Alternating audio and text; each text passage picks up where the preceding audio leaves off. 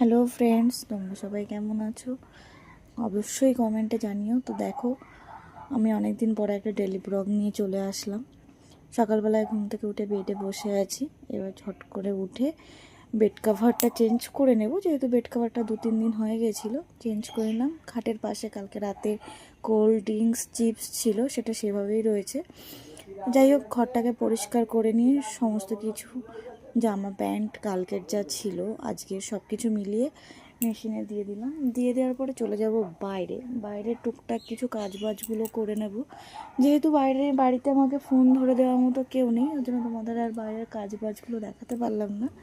তো দেখো, তারপরে মা বললো একটু নারকেল কুড়ে দিতে। আজকে আমাদের বাড়িতে নারকেল আর কাঁকড়া মাছের একটা রেসিপি হবে।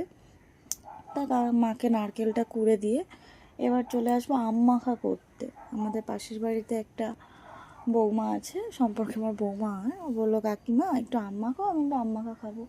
যাই হোক, দুজন মিলে বসে পড়লাম আম মাখতে। আমি আমগুলো কেটে ছুলে দিলাম, ও ঘষণিতে করে এই যে ঘষছিল।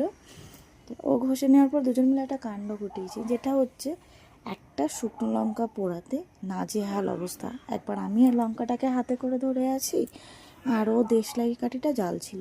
দেখো, রীতিমতো একটু ছ্যাঁকাও খেয়ে গেছিলাম আমি। তারপরে একটা লঙ্কা পোড়াতে দুটো দেশলাই বক্সে যে কটা কাঠি ছিল অবশিষ্ট, সেগুলো আমরা সব শেষ করে ফেলেছি। তা এরকম কারা করো একটু জানিয়ে। লাস্ট এই আমাদের আম্মাকে। এই পর্যন্তই, আবার পরে দেখা হবে।